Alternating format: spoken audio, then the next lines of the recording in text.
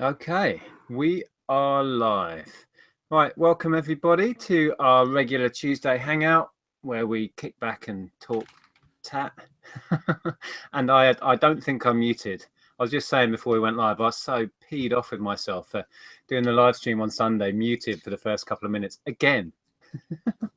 But there we go. Yeah, I think everything's working right. If you can see us and hear us, let us know in the chat. How are you, Zahir? I'm absolutely fine. Good to be here on this lovely sunny well, it's not Sunday, is it? Tuesday. Tuesday. Try Yeah. Tuesday. Yeah, go with that. Tuesday. Yeah. It's lovely to be here. Do you find actually being self-employed and working from home, days just merge into one another? Yeah, I don't think they should do that though. I think that's because of lack of organisation on our part. So, it's yeah, I do get that though, definitely. Yeah, totally. I do. There's a lot of people that have popped in, which is fantastic. Good to see you all in there chatting. Let me just see who was in first today. Oh yeah, it was Bumcrack Picker, our favourite username on YouTube. Yeah, that is an epic name. We've got Peter. Hi there. 95472 Pickers. Not sure what name is of that user. Do you know who that is? I don't. No. Jason K is in there. Gary, who goes under Southwest Sellers, says afternoon, fellow Tatsters. Andrew Chelsea, hi mate. Quick question there from Kay. Hi Nick, what does Andrea do on Tuesday night? She goes with Ellen to her nan. They spend the evening with her nan every Tuesday. She doesn't live far from us, only about 4 or 5 miles away. And her nan is 90 odd now. So they like to spend as much time as they can with her, which is cool. And I stay here talking about junk, which suits me. So yeah, lots of people popping in to say hi. We've got Koss, Tactical Bite, Lisa Fenn. Hi, Lisa. She says, hi guys, we'll do my best to take part in the chat tonight, but I've just been told my dad has cancer. Oh my goodness. Sorry to hear that. Yeah, sorry to hear that. It's some pretty horrid news to get at any time. Yeah, that's pretty sobering. And yeah, wow, God, loads of chat. So hello, everybody. Welcome. We have a bit of a theme today. We're going to touch on a bit about seasonal selling and the build up to fourth quarter, which people are already talking about. I heard a few comments about it recently, so I thought we'd touch on that and how different business models work with relation to Christmas. And then I want to talk about being overwhelmed by stock, because to be perfectly honest, that's where I am right now. I feel quite overwhelmed and just want to shift stuff. So we'll kind of roughly work on those as topics. Definitely. It does come up an awful lot of this time of year, doesn't it? The old, when the emails start coming out, don't they? I think from Amazon as well. If you're part of FBA, you'll get an email saying if you're not kind of meeting their what are they called, requirements to sell on certain categories during toys and games. I had that one yesterday about the requirements for toys and games, which we're fine with. But yeah, if you don't know what that is, if you want to sell in the toys and games category, it may be others as well at Christmas, you have to have had a history of selling in those categories for a period of time before. I can't remember the details. But I think the thing that to remember is what they're saying to you is if you do want to sell in them and you don't meet the requirements, you just have to sell via FBA, right? That's what it was last time. I remember it was like they say you can't sell toys, you can't sell in these categories unless you're sending items in via FBA. Or I think you can merchant fulfill as long as you meet their requirements. Oh yeah, if you meet the requirements, you can. Yeah, but if you don't meet them, yeah. So yeah, I mean, we'll touch on. I mean, most people have probably seen my loose sort of business model with Christmas is that I buy up stuff when it's readily available throughout the year. I also buy up stuff in the January sales and put it away in the loft. There's a load of stuff in the loft and kind of forget about it until fourth quarter, and then either send it to Amazon or whack it all on eBay at that point. The trouble with that is you get that build up of stock and you have to have somewhere to keep it. And it can be an issue and it can be overwhelming.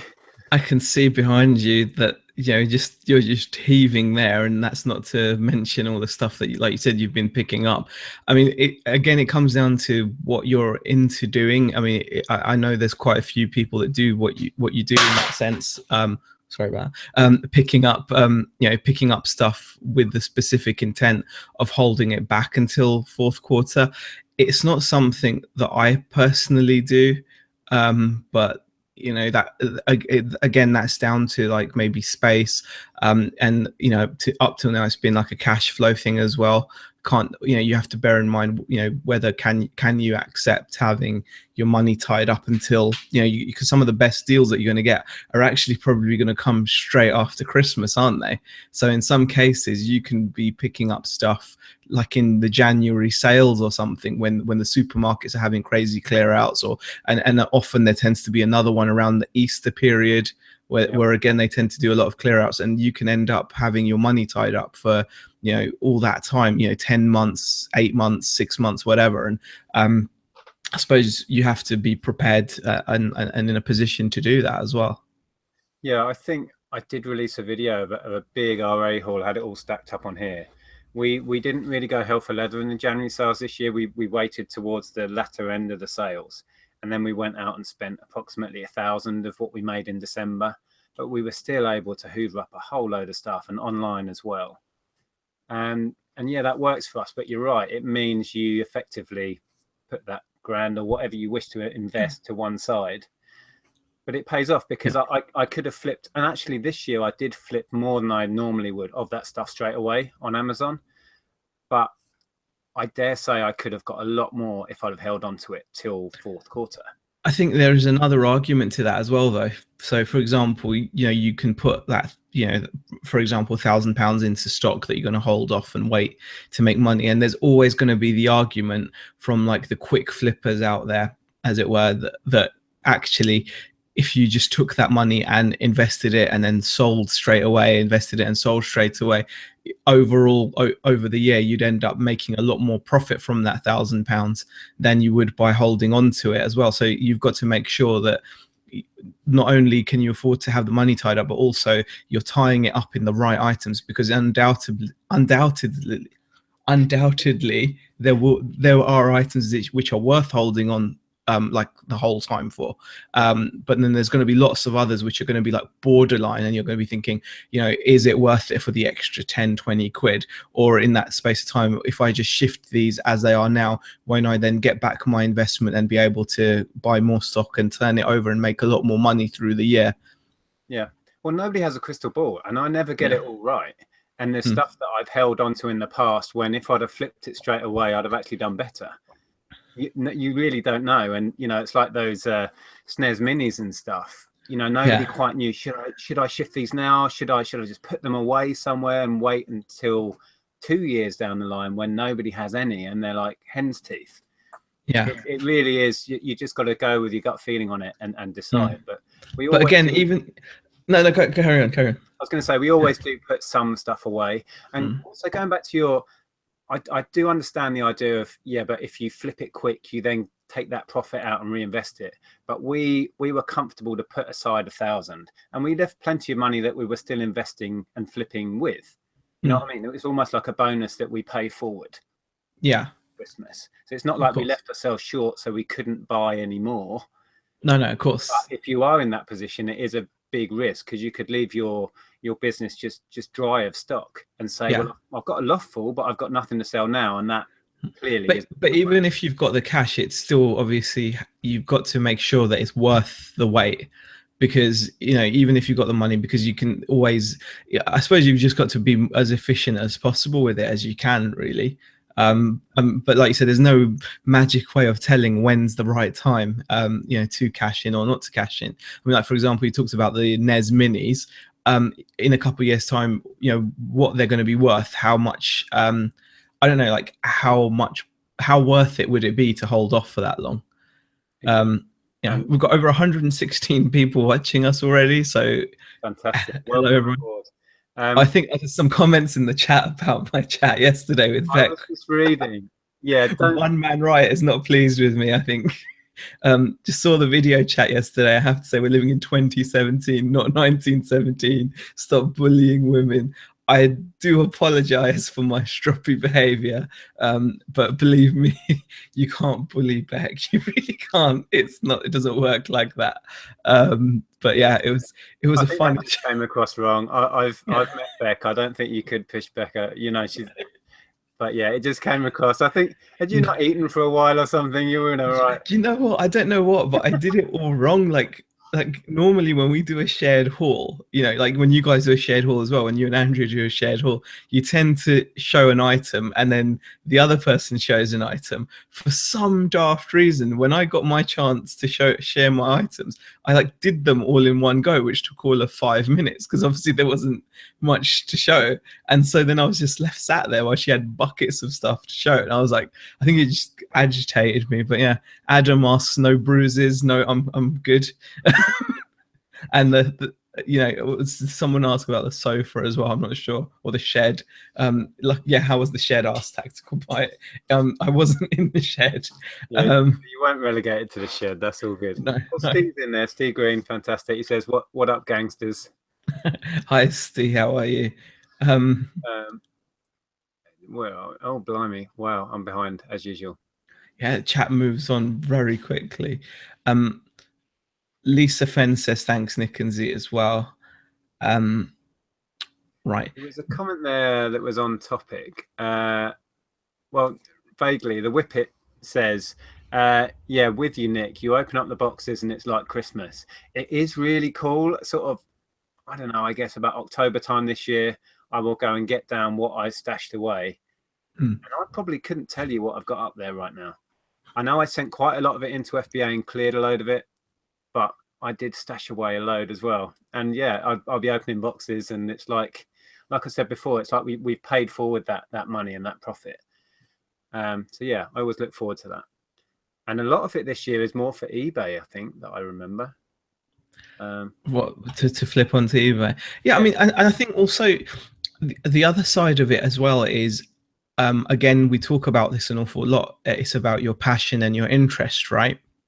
And I think sometimes, especially when you're on the Facebook groups or you're watching YouTube videos, and you know people are talking about Q4 quite a lot, you know, especially people that are heavily into Amazon. And I just want to put it out there that if you aren't into Amazon, it's not a crime. Don't worry, it's okay. If you're not into RA, again, you don't have to feel left out, or you don't have to feel like you're missing out. You know, there's so many ways of making income. You know, and as people that like work for yourself, we're always on the lookout, aren't we? We're always, that entrepreneurial side, I suppose, is you're always looking for an opportunity. And obviously this is a great, you know, Q4 is a great opportunity. You know, I remember when I worked at Harrods, they used to tell us in no uncertain terms that, you know, 70% of the business is going to be done within the next X weeks. You know, and you're talking about a store which is talking in the millions of sales. So it was high attention time, and they made sure it got right down to the sales floor how important it was, because we used to have like 2 sales, you know, the one after Christmas, and then there's one like normally in the summer. And you know, it was very, very important. And of course you can make a killing in Q4, but if you don't, you know, make sure you've got other things going on, but you don't have to be like, you know, that concerned about it. It's not gonna be Q4 for everyone, is what I'm gonna say. No, and we were going to touch on the fact that it relates to your business model and the sort of stuff you sell. And the thing is, my background is in media retail. When I worked for Virgin and all of that, it was so Christmas focused. I mean, Virgin used to run on a loss throughout the year and then make all their money in the last 3 months of the year. Same when I was with Our Price, who were bought out by Virgin. We would make that much turnover and profit at Christmas that they literally just ticked along losing money through most of the year. And that was their model. That's not exactly how I operate. We make money throughout the year, but we have like a big cash in at Christmas, like an end of year bonus, if you like. And that's how we lean towards it. But going back to RA or retail arbitrage, which is effectively just buying new stock and then flipping it for profit, it isn't for everybody, and it can be a bit of a gamble. It satisfies the gambler element in me, and it's fun, but it is quite investment heavy and can be larger investments and slimmer margins. It's like you might pick up toys and games at a boot sale for £1 and flip them for 20. You're not going to get that with RA. You're not going to get those margins, but you can send 20 or 30 of the same item up to Amazon, and as I did last year, sell them all within a day. So it makes sense in that sense. But yeah, it's a bit of a gambler's game, I think.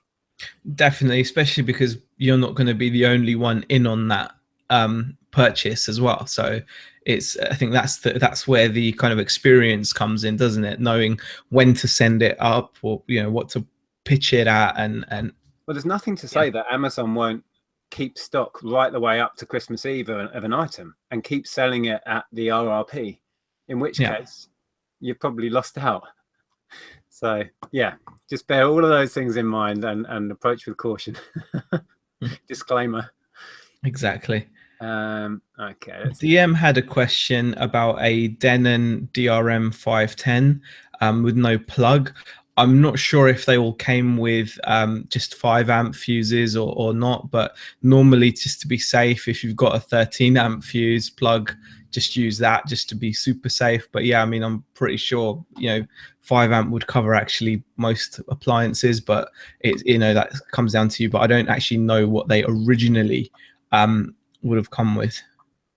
Mr. Sadie says, I never hold anything on purpose. Relisting fees are cheap, and if I can't sell it, and I can't sell it if it's not listed, even if I list it high and hold it there, there's always a chance it will sell. Totally. If you're talking eBay and you're not worried about relist fees or whatever, you could list it now at the price you think you could get at Christmas and just sit there on it. And I have done things that way. I'm more talking about Amazon. And in the past, when I started FBA, I sent everything up in October the first year, and that was straight into the Christmas rush. The next year, I sent a lot of stuff up early and just priced it high and waited. Now you've got the storage fees. It's altered things a bit because it's costing you to have it sat on Amazon's shelf. So it might as well sit on my shelf for the the duration of most of the year, and then I send it up and it all goes hopefully before Christmas. But yeah, it's a good point. And I don't say I've got it right. It's just how I choose to operate. But yeah, I've made many mistakes. I think again, some of it does come down to how you like doing it. I mean, the reason why we're doing, all of us, what we're doing is we like that control. We like running your own business, and you've got to run it how it feels right to you. I mean, there's people out there that don't even mess with Amazon in any capacity, just do eBay, and further than that, they'll sell items which they want to sell and nothing else. So for some sellers, fourth quarter isn't even like a thing, because unless you're selling like giftable items or toys and games and things that people are going to want to give as gifts at Christmas, you might not even notice a massive spike. You might notice just generally selling a few more items, as pretty much everyone will experience, because it's that time of year where people go shopping and they shop for themselves as well as for others. But just something to bear in mind, really. The other thing, I've had a couple of messages recently saying to me that they've been picking up some of the stuff they'd seen in my videos and other people's videos, and they were having trouble shifting them. We're talking toys and games and that sort of stuff. And sometimes it's as simple as, yes, that sort of stuff. Board games is a great example. It will have a market right now, but eBay and Amazon will be flooded because the demand isn't up there. So there's just lots more supply than demand. Whereas if you list it at fourth quarter, all of those other ones will be getting picked off quicker, so you'll get a quicker sale. You could generally command a higher price and it will sell quicker. So everything, it's easier to shift that stuff at Christmas. It's not that you wouldn't sell it now, but certain things, lots of stuff up here will just wait until Christmas. I could sell it now, but it would take longer. Generally I'd get less, and yeah, so it just makes sense with certain stuff. But there was some questions in there about we've got Jory in there. Hi, Jory, and Swamp Picker from America. And they were saying, somebody asked, it's Mr. Sadie again. What do you fellas do with stock leftover inventory that doesn't sell after Christmas? To be honest, and Jory, I think, said this. he gets as many sales in January as he does in November, December.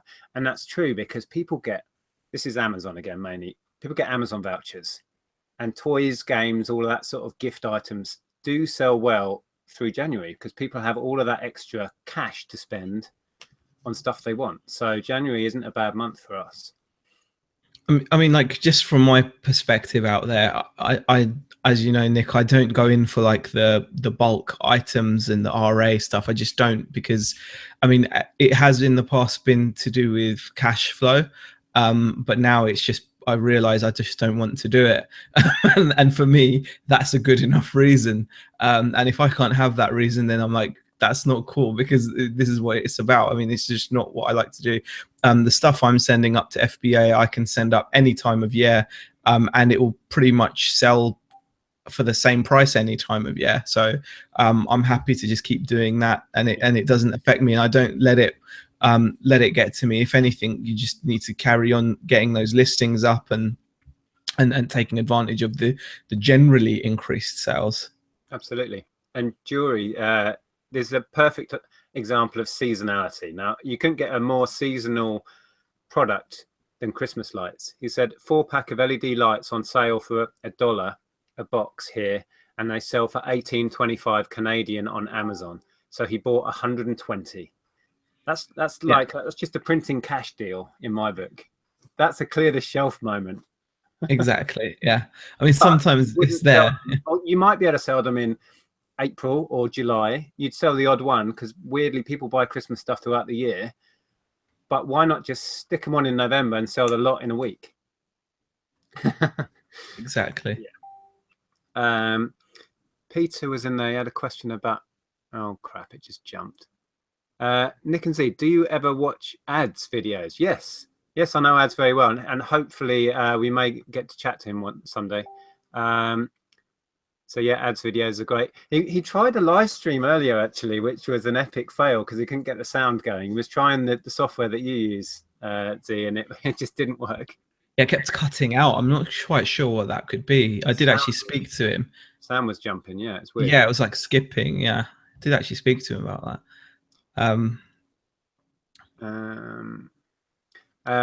Yeah, and Ruth Miller has a good point. I sold a Christmas vinyl record yesterday to somebody in Germany, and I sell winter jackets in summer. We've touched on seasonality of clothing before, and it's not that you can't sell stuff out of season. You can. In fact, we do really well selling out of season swimsuits, like in December and stuff like that, because somebody's always going on holiday. But you will generally get quicker sales in the right season. But it's not to say you can't sell stuff out of season. Yeah, I mean, I think especially if you're shipping internationally, then yeah, you can sell anything anytime really. So it's not an issue. Okay, FBA not for me, says the Whippet, but I know it works for many different platforms for different businesses, says the Whippet. Yeah, completely agree. It's I think sometimes, you know, as you're always looking out for opportunities to make money, because it's natural for you, isn't it? You're always looking for opportunities to make money. So when you see one, it can look strange if you don't take it. But it's not everything. It's not that simple, is it? It's not just a case of, oh, there's opportunities to make money lots of different ways. I mean, you could learn about, I don't know, the foreign exchange market. You could start investing to make money. That's not for everybody. You know, it's all different ways. You could set up, you know, a bricks and mortar shop. That's a different way of making money. There's you know, so many different ways. It's just, you know, you have to do what's exactly right. And at what point do you draw the line? And I've been chatting recently with Zahir, just saying that I'm having one of those weeks where I just feel overwhelmed with it, and I really want to clear down some of this stuff. And a slight problem with that is a lot of these shelves have seasonal stuff on that I've kind of earmarked to sort out later on in the year, so that's going to stay there. But the rest of it, I've got no excuse. I need to shift it. So it's whether I draw a line and say I need to stop sourcing for a month, which, funnily enough, in August, we're going on holiday. We're going away for a weekend for my dad's 70th, and we're going to a festival. So that's pretty much all the weekends taken. So we might actually have a whole month off sourcing, which will be good. But I don't know that I'll get a lot of listing done either. So But yeah, I just feel, and I was saying to you yesterday, wasn't I, that I was doing a bit of research on some products, and I went into people's shops and had a browse. It's a great way of researching, and I was almost envious of some of these shops that had quite a small inventory, but their turnover looked fantastic. Some of these guys were just selling small, easy to store items, and I was thinking, have I got this all wrong? I think you can. I think everyone goes through that. I think that's what I go through. Like at the moment, I'm on this purge of having a small inventory. You know, I'm all about having a small inventory. No doubt, at some point in the future, I'll be back to saying, yeah, I want to have a big inventory. I think you just. Yeah, and I think everyone wants to have like that cake and eat it situation where like I saw like one shop which I think is amazing. They refurb vintage typewriters. They never have more than like 10 or 12 or 20 top items listed, but each typewriter they're selling for a couple £100. You know, they only need to get like 2 or 3 4 sales a week, and they're doing really well. And you know, you look at that and you do think, wow, that's, you know, that's the kind of thing I want to aim for. I mean, I've often said ideally you'd have like an inventory of like 10 iPhones every time, like the newest iPhone brand new in box, then you'd only need 10 items and you'd make a killing a week, wouldn't you? But it's never that easy. If it was, then you know everyone would be doing it. And I think a lot of it just boils down to personality, and it can get overwhelming periodically the way I do things in this kind of chaos. But that's what I'm like, and I love nothing more than going out with an empty car, spending a couple of £100 and coming home with a full car. Yeah. And it's like, it is an addiction. I think Tom and I are very much on a level with that kind of definitely stimulation addiction. But yeah, I'm definitely going through a period where I can so see the benefits of thinning this down and just having some room back. And this is bad. Just because we don't stream from Andrew's office, you don't get to see what it's like in there. I think there's definitely an attraction to that. I mean, yesterday when I called you and showed you the car when I'd come back from that, there is something about it when you've only spent like a relatively small amount of cash and you've suddenly got this massive injection of inventory, but you do have to be able to cope with it. Now, luckily, like Beck is really good at dealing with, you know, vast amounts of items. I mean, very methodically. Whereas with me, it would just be like, all right, I'm just going to put all of this over there, and then I'll deal with it at some point. And you know, so it works for her, so it's really good. Yeah, I can tell that Beck thankfully has that organized streak in her that's lacking in me and perhaps you. Perhaps isn't needed there, Nick. It's just lacking. I didn't want to put words in your mouth. Yeah, but yeah, I'm very scattergun, kind of like today, for example. I've still got a great big crate just to my left there of Amazon stuff that I'm working on that was supposed to go out today. It's still sat there. And then I've just picked a load of orders that came in. And then we were doing merch all afternoon. I finally uploaded some merch design. Oh, fantastic. And yeah, I don't know. It's just chaos. And that's how I tend to work. But actually, I was having a really bad day. And then within a short space of time, I had 3 orders totaling over £100. So it's kind of nice. Yeah, it was just random things as well. That was £1 sold for 50.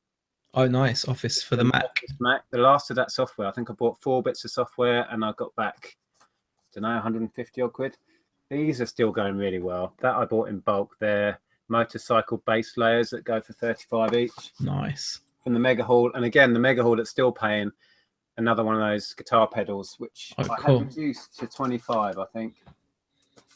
But yeah, I don't know. I'm just in one of those frames of mind where I was telling myself earlier, what I'm going to do tomorrow is go through my stock and pick the biggest thing and list it. But no matter what it is, list it. And then find the next biggest, bulkiest thing, just to have a bit of a clear out of space. That would be good for me. One Man Riot's actually made a point, even though he's typed all in caps there, too many resellers get addicted to buying and end up not having time to list. And I think that is everybody's Achilles heel, really, isn't it? There aren't many people out there that can say that they've got their efficiency to, I mean, like, you know, I never seem to see. I don't think there's ever a shortage of stock out there, is there? There's never a shortage. The whole thing is, how efficient are you? And especially when it comes to like also storing stock for the fourth quarter, you've got to be that much more efficient, because you're giving up a certain amount of space like permanently for X amount of months. So you've got to make sure that the remaining space is turning over for you, isn't it? Yeah. And I think everyone's on this sort of sliding scale of efficient down here somewhere and full on hoarder over here somewhere. And we kind of have to make it work with our personalities. And it's more of a battle for some than others, definitely. But the other thing, and we've discussed this before, I do feel that while the sun's shining, and we all know that in the winter months, you're just pining for a boot sale, full of stalls where you can buy stuff. Yeah. You get a bit complacent in the summer months and think, oh, I've got too much stuff. Oh, I don't need more stuff. But then, you don't want to be in the middle of February thinking, crap, I wish I bought more. But then, of course, if you're going to buy up more than you can list, which is what I generally do during boot sale season, you've got to deal with that. And this is the result of that. Yeah. I mean, yeah, you saw I had all my stock when you came up, and it's a mess, isn't it? Really? Yeah. It's just shoved away. That's it. It's a bit like this. Yeah. So it's just shove it all in there. Yeah, I think it's an issue that I don't think I'm gonna solve very easily, especially the way I do things, and I always have done things, and my personality and how I am. But yeah, it's always a work in progress, and I'm happy to admit that. What was that last comment? Some people don't know when to stop buying. That is me, and I'll readily admit that I don't run this business efficiently. I know that. But you run it how you like, so. Yeah, well, but sometimes it gets too much, and I go, what am I doing? I just want rid of some of this. I think definitely though, about going in and finding the largest item you've got, sometimes it really does pay to have a tunnel vision approach. So if you put everything away out of sight, and then you can work in a clear environment, and then just bring in, just focus in on certain items. You almost wish that the room was pitch black and you had some kind of a spotlight that you could guide around the room and focus on one item at a time, and then just grab it and list it. Yeah, well, I do really find that hard, because I flip from FBA to eBay and other things, so it's it's a battle, I know, but that is a plan that I kind of came up with. I've also got a growing mountain of tech, which I purposefully leave so I can, like I did last time, I spent virtually a whole week testing and cleaning and sorting tech, and then the week after listed the lot, and it all sold, and the profit was fantastic. And it kind of worked really well to concentrate on one niche at a time like that. And I'm at that point again already with tech, where I could go through all these shelves, put all of the tech out, get it all laid out on here, and have a whole 2 or 3 days just testing.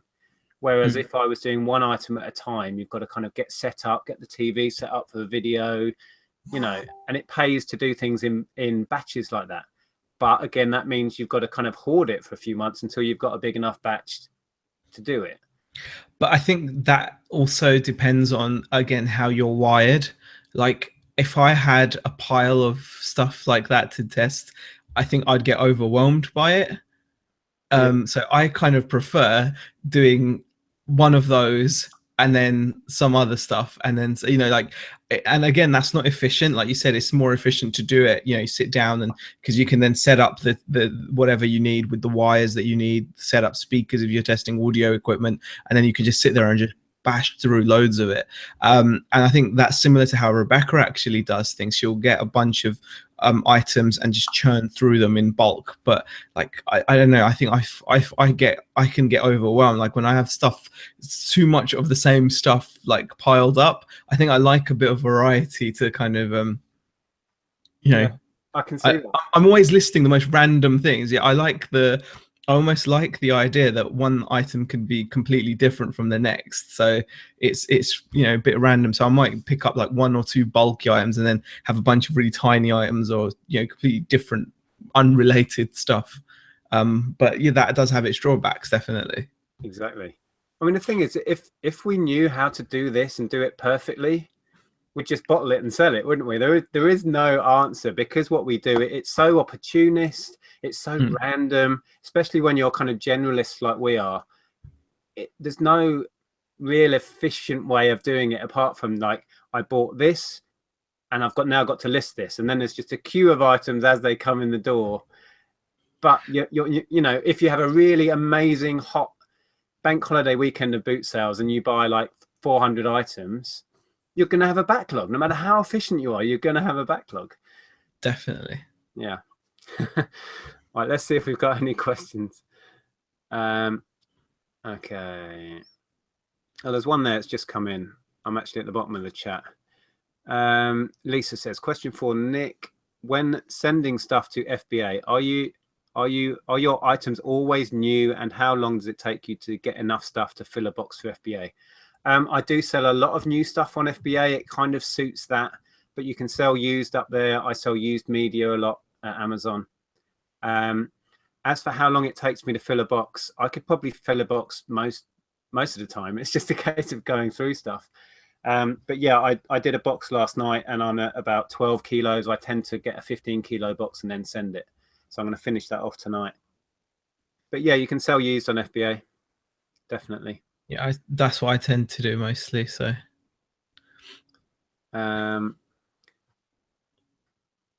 Right. Oh, Kirsten's in there. Hi there. She says, I easily get overwhelmed, but my hubby knows what to say to get me working again.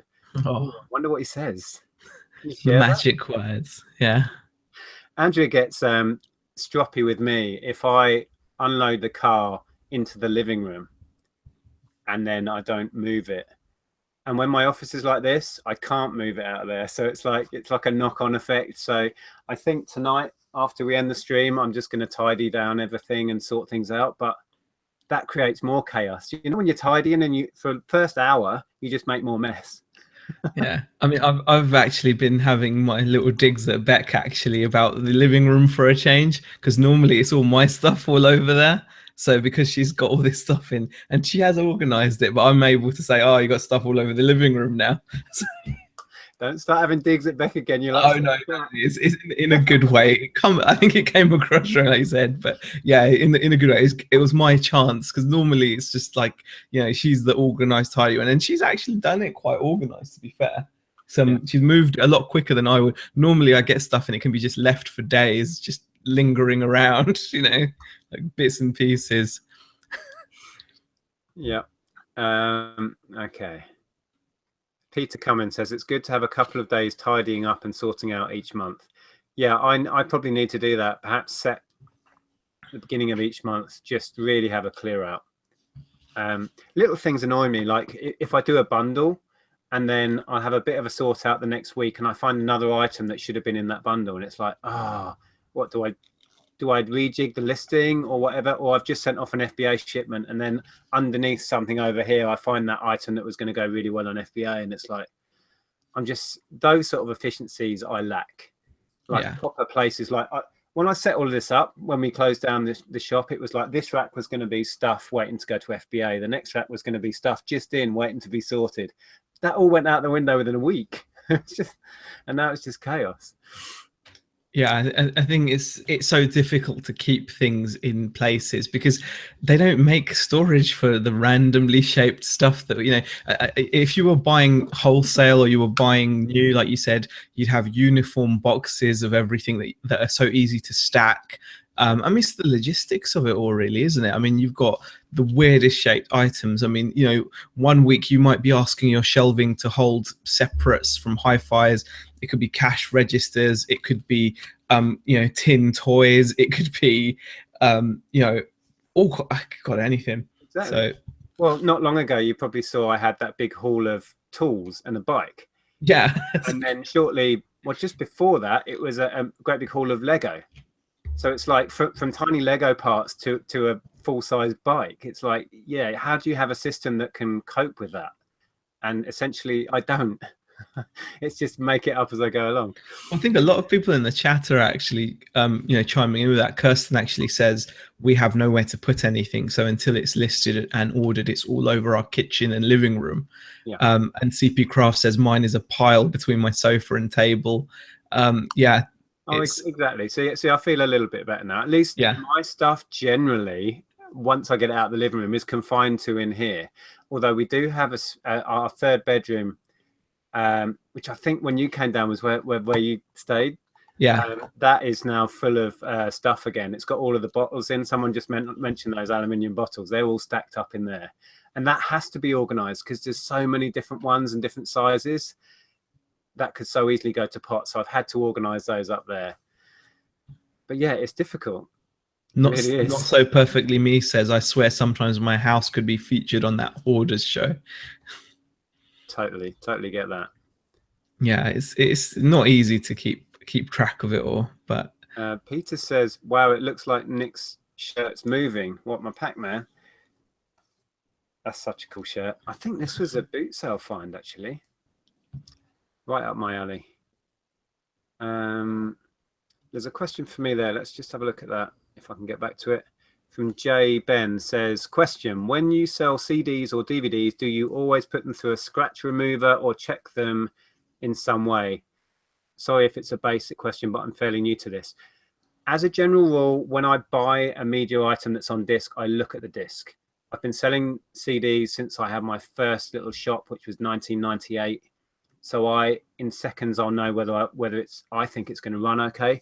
If I think it's worth a lot of money and it's still scratched, I will buy it and then I will get that repaired. But generally, I only buy media if the disc is not scratched. Simple as that.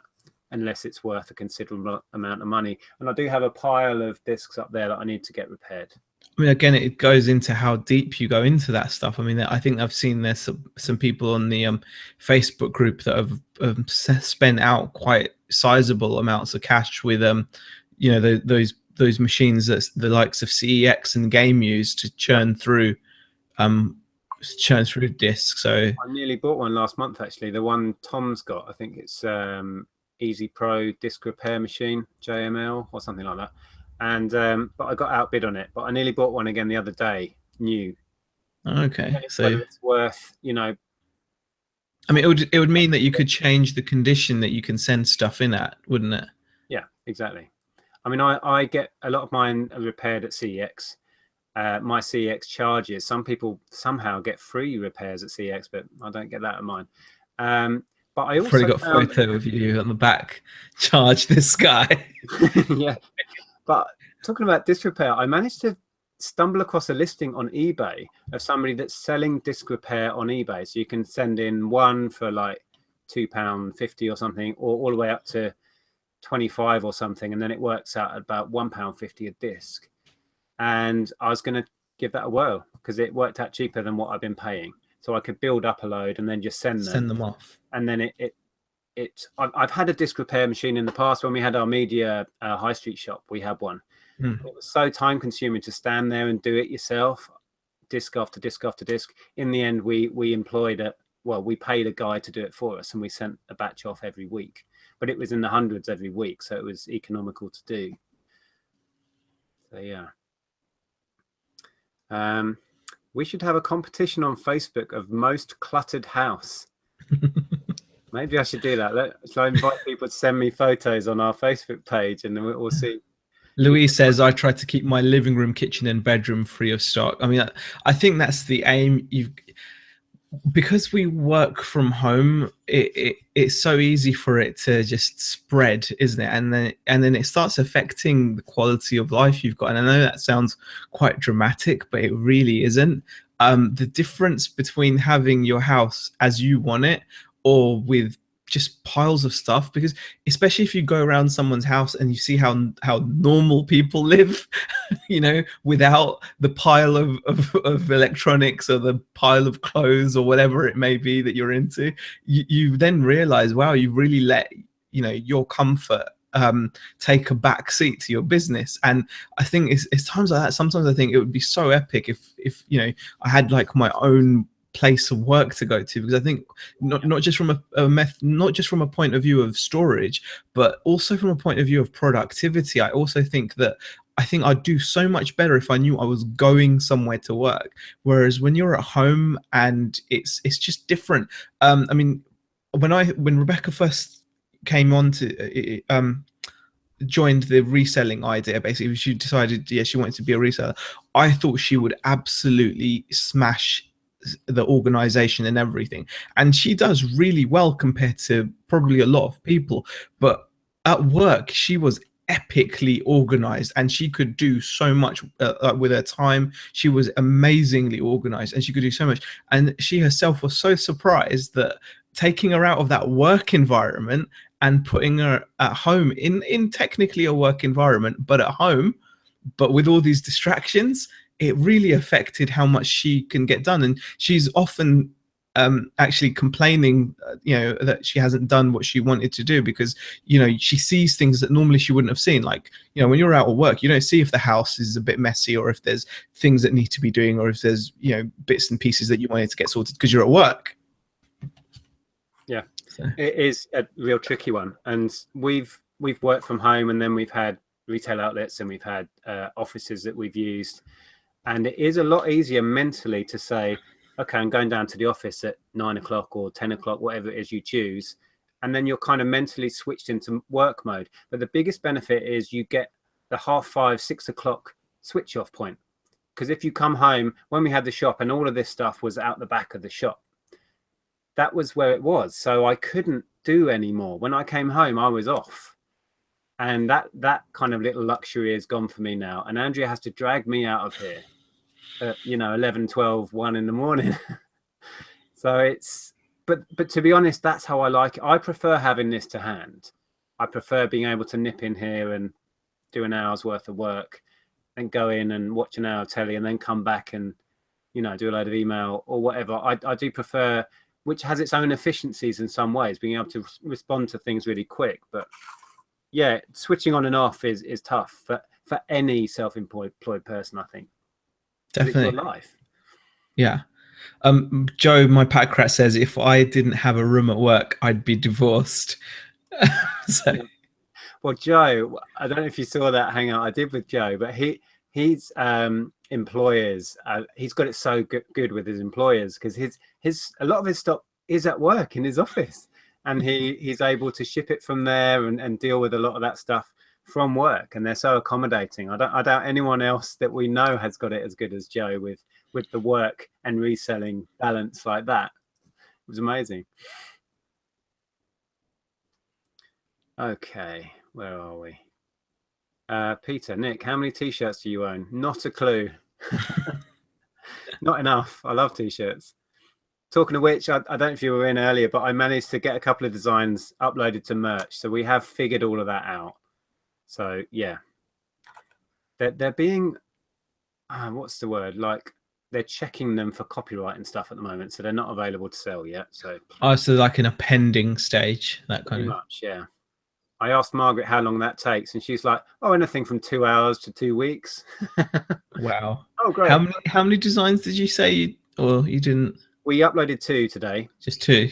We just really wanted to get our heads around. You have to size them in a certain way. You have to work out how to, it is kind of simple once you've got your head around it. But we ended up using an app to get the images for the right format and size and all of that. Once we got our head around that, it wasn't too difficult, really. So yeah. Electronic Firing Squad says you both seem to sell mostly small, medium-sized items. You guys should see my inventory. I sell lots of 50 Polaroid cameras, pallets of 100 broken PS2s. Lol, I require my warehouse. Lots of 50 Polaroid cameras, eh? Wow. Crumbs. What, broken ones? Or yeah. God. Yeah, I picked up a Polaroid the other day, actually. They're pretty good. But that is definitely on a pallet scale. Well, that's a great example of there are so many ways to sell stuff.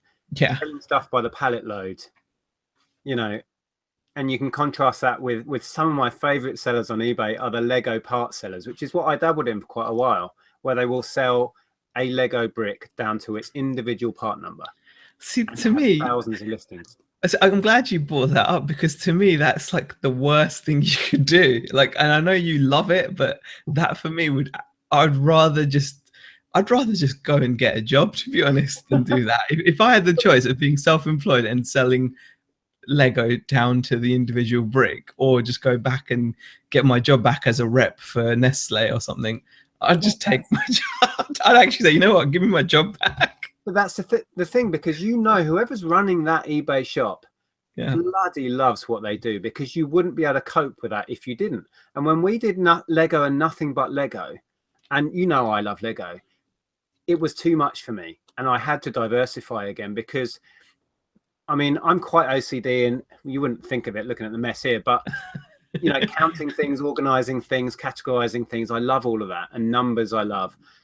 So I did enjoy it, but just the monotony of the one same product, and then you'd buy another job lot of Lego, and it's like, Oh oh, gosh. really? I remember when you were saying that you got to the stage where you were literally filling vans up with it. Like, Yeah. Well, huge.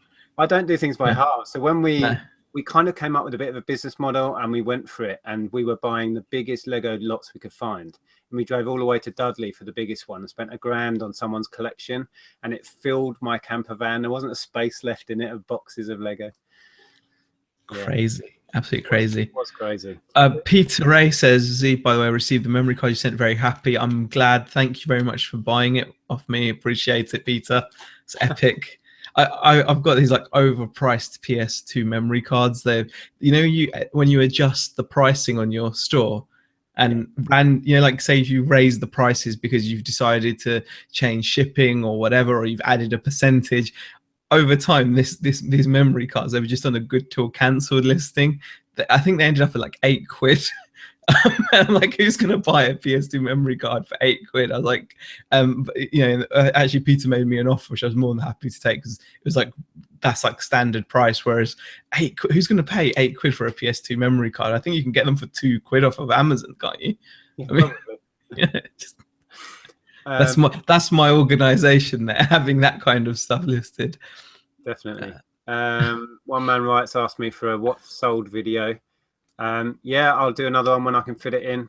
When are you going to do a sales one soon? I've actually got it uploaded. I'm going to be making it live later this evening, probably about 8 o'clock or something. Just 10 items I've sold.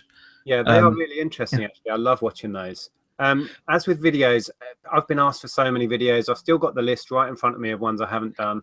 It's oh wow! Time constraint. I mean, look at the mess I live in, and I try and fit in making videos around this chaos. So just bear with us. It really is, but I think it's just to get it across. It just having all that stuff there, it can be so overwhelming. And like you said, maybe it's just in patches that it happens. You might be obviously most of the time you're okay with it. I mean, it wasn't long ago that it was a joke when you could actually see a bit of your floor, but obviously right now you're feeling a bit kind of overwhelmed by it. But probably in the next couple of days you won't feel the same.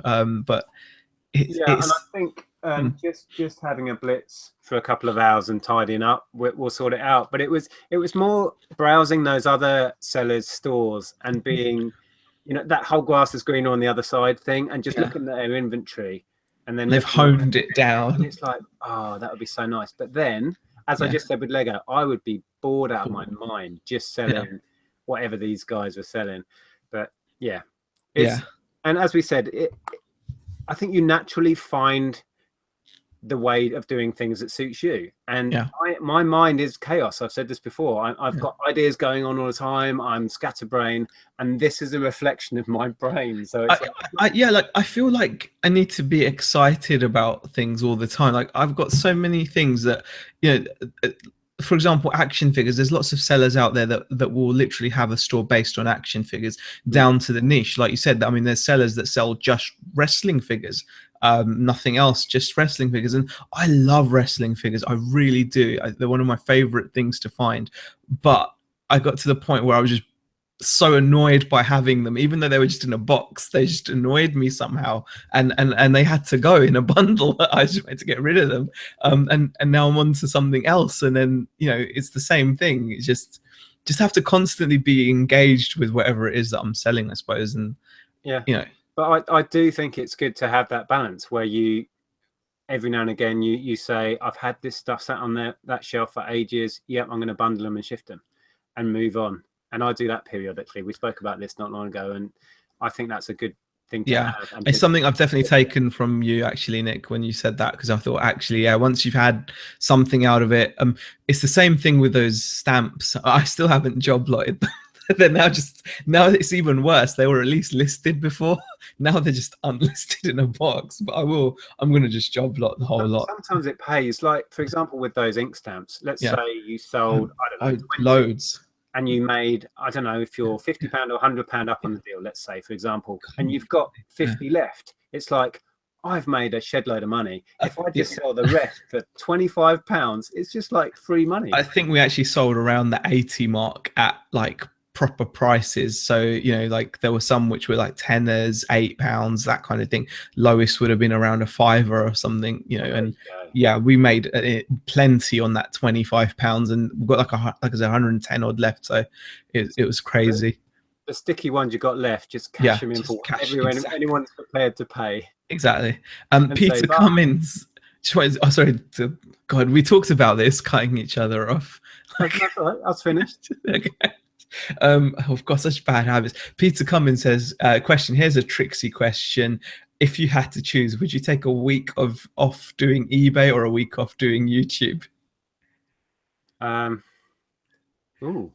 I think it would be I love doing YouTube so much. YouTube is more kind of in the moment gratifying fun. Yeah, fun, just fun. So yeah, and actually we're going on holiday soon, and we are planning on still live streaming. Oh, epic. We're away. International edition. Yeah, that's the plan. Depending on how good the hotel Wi-Fi is, we'll do our Sunday show from the Canaries is the plan. I just want to, there's a couple of questions about t-shirts saying you should do a shirt talking about merch again, saying I live in a tat cave.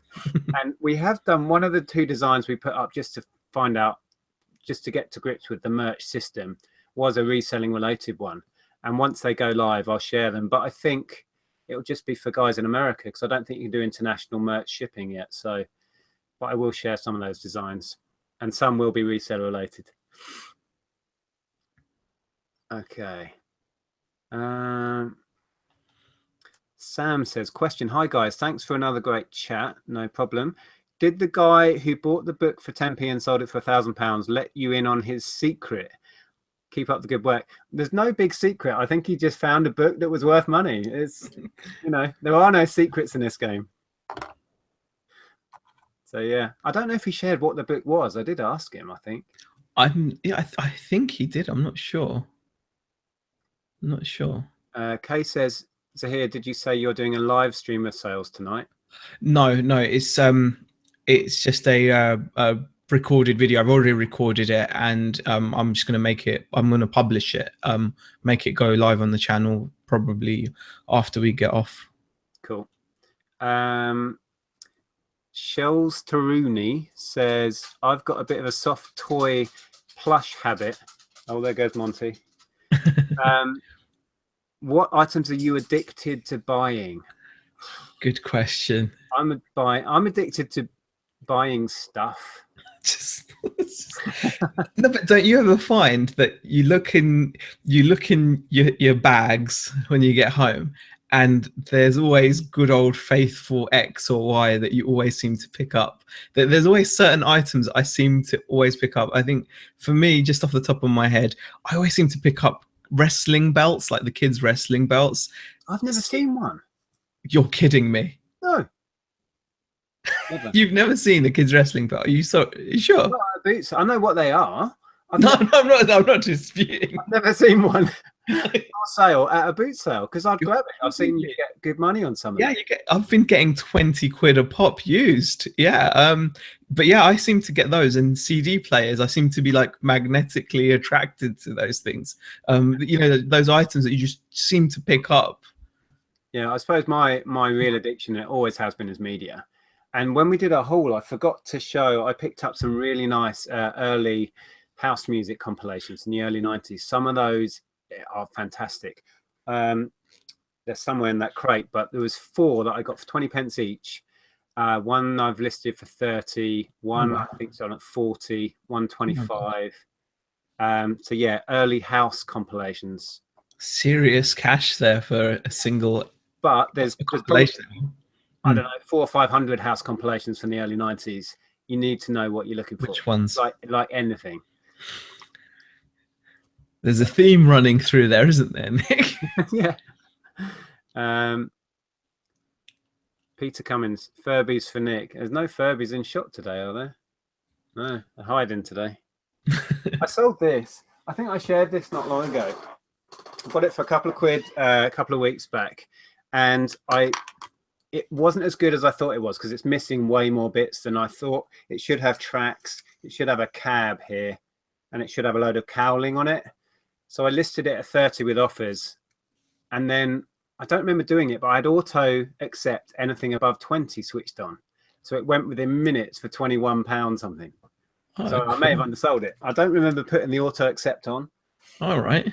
But I'm quite happy from a couple of quid to, I can't remember, it worked out 25 with the shipping exactly. So yeah, but it wasn't as good as I thought. I think if they're complete, I would have been looking at 40, 50 quite easily. Nice. That would have been decent. But it was missing some pretty crucial bits. One Man Riot says, I see Nick has an Articulate. The game is without a doubt my biggest board game seller. Must have sold at least 30 of them in the past year. Yeah, this one. See, that's the thing. I actually saw that at the house clearance I was at, along with a number of other like good board games. Yeah. And I just left them because I thought there's no way I'm dealing with those. I just left them. This has about 5 bits in it. Doesn't matter. 5 too many. Like, It's 5 too many tokens and a timer or something. That's it. I just, again, it's, but the reason why I point that out isn't because there's not money in it, but you have to be passionate to sell it. Now, if I bought those, for example, right, I've got so many things that I'm actually interested in listing backlogged up.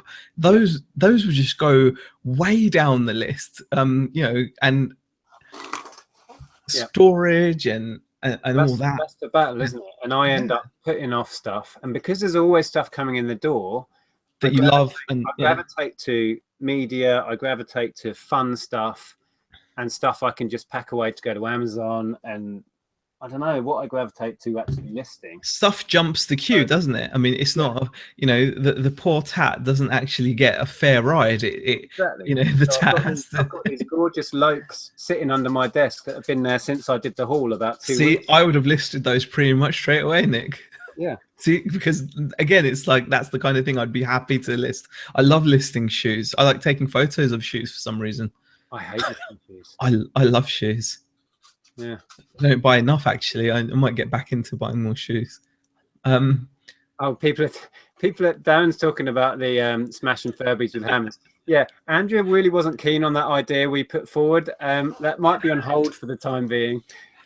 Can I just put it out there though? Definitely bash with a hammer, because there's no way I'm adopting. It may happen sometime well into the future that we'll do a video where you, the public, can decide. Yeah, there's quite a few comments actually about it. I like the Austin Moore bash with the hammer then burn them option. See, I honestly think that if we put it to a vote, more people would have some humanity and not smash a poor little thing about the head with a hammer. Especially when it was talking. Call me naive, but yeah, maybe one day we'll do that. Andrea's face when we suggest, she's like, no, you're not doing that.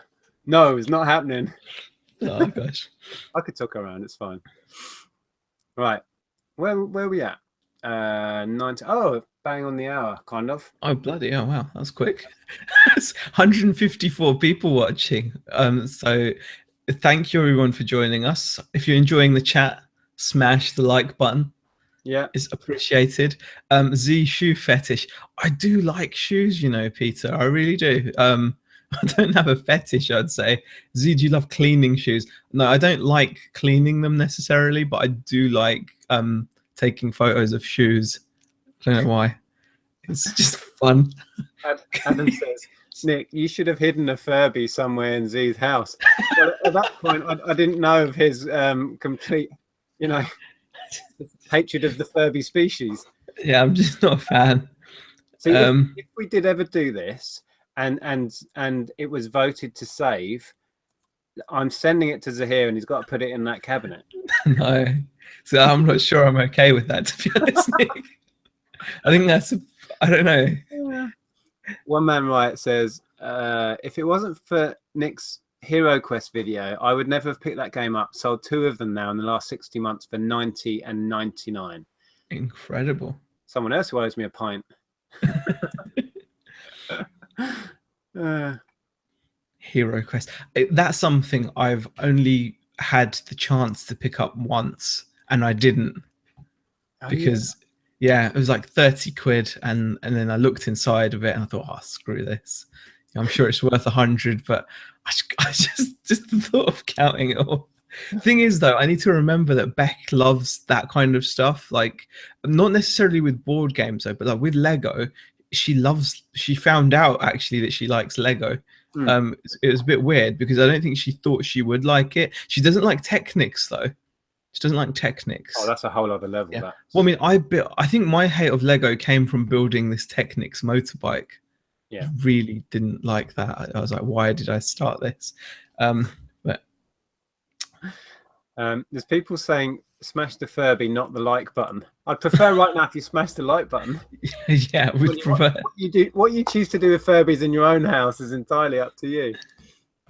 But mine are safe for now. Down south, as far away from Zahir as they can be, so it's all good. Okay. Every time Nick gets super chat, it should be a Furby graphic. If I could, well, I don't. We're going to attempt to get the software that Zahir uses installed on here, but Ads was trying it earlier today, and it was an epic fail on monumental levels. And I know that Caroline tried that software and failed. And I think Tex is having issues. So I think it's easier in a way because I've got the 2 screens as well. It makes it easy because then I can have everything in front of me. But it's doable. It's very doable. Yeah, but this is me we're talking about. I'll talk to you on the phone about it. It'll be fine. Okay. Well, yeah, who knows? Maybe we will have fancy graphics, but yeah, whatever. Yeah, exactly. Whatever.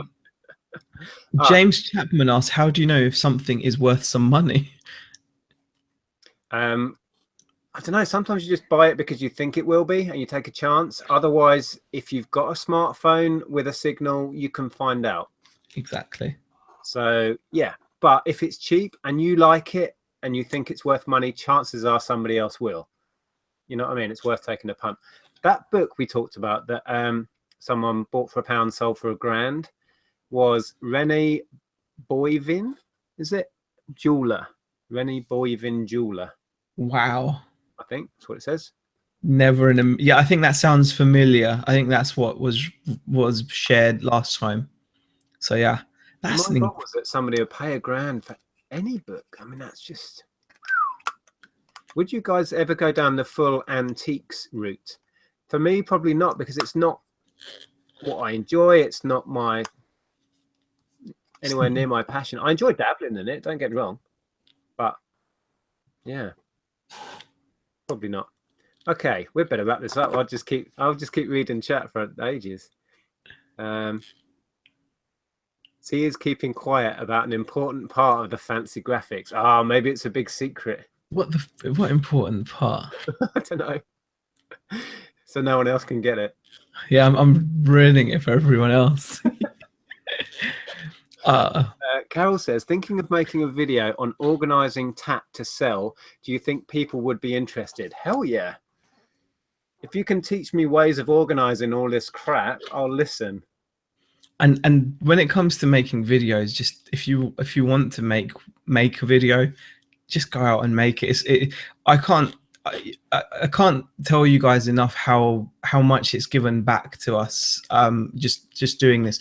I mean, even just yesterday when we did our video sharing what we picked up, even though I didn't exactly give it the best shot, we had so many helpful comments from people about what that piece might be, what to look out for. Oh, that piece looks like this, or that could be worth this much.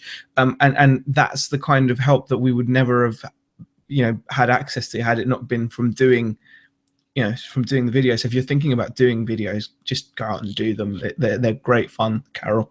So yeah, I would say it's the power of saying yes to trying new things. I mean, doing YouTube has opened up so many new avenues and friendships and all sorts that I would have had no way of finding without the power of this to connect with people. So yeah, give it a go, and if you do make a video, let me know, and I'll share it for you. Just a couple of things before we pop off. Peter Cummins and One Man Right have both pointed out that apparently that hardback is now up for sale for 2,100. So apparently it was undersold at 1,000. But I'd say, really, I personally would be more than happy with turning 10 pence into 1,000 and happily hand it over to someone who feels they can get 2,000 for it. Yeah.